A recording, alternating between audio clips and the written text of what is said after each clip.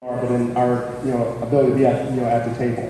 And so that's that's one thing that's really necessary. I'm sorry, I have an alarm set to 7:50 that goes off when my son is supposed to be out of the kitchen, so I'm going to turn that on.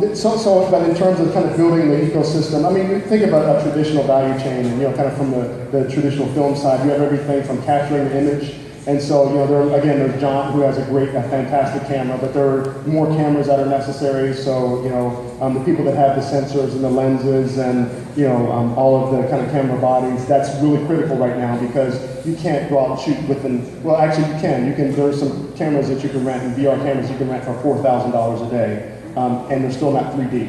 So creating the cameras that kind of go in the kind of the workflow is still. I mean, there's some some really creative people here in LA that are working through the workflow and kind of how do you kind of manage the pipeline of kind of creation of VR, and there's a whole new lexicon and storyboarding. All this stuff has to be reinvented. So I think there's key elements of the value chain that are being redefined, and there's opportunity in all those things. But I think for me, I would say two keys, and one of them we're attacking, which is distribution, right? So cable television, you could put the cable into people's homes, but you still didn't have the networks there to kind of distribute the content. And so you guys have, both, kind of in your broader family, you have the pipe going into the house, and you have the networks. I think, again, similarly to how cable television was built, there are going to be specific VR content, Netflix for VR, and so that's necessary. And the other thing, and I think people underestimate it when it comes to digital media in general, but the discoverability of content.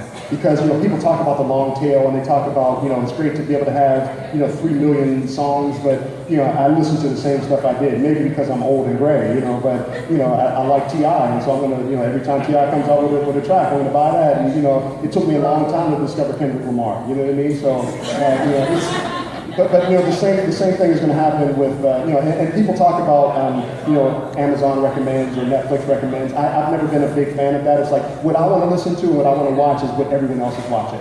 So it took me a long time to watch Empire, but people kept talking to me about it, and so when I finally got it, I was like, so I binge watched the whole first season of Empire, but that's the discoverability is really what's going to is critical to the success of VR as well, because right now you can go out and download a bunch of VR stuff, but it's not compelling, and so when that word of mouth kicks in, again, something will kind of jump to lead to success, but there needs to be ability to discover more of that stuff. Otherwise, you put on your goggles, you watch something that's great, and you put them down for months, and you'll pick them up again.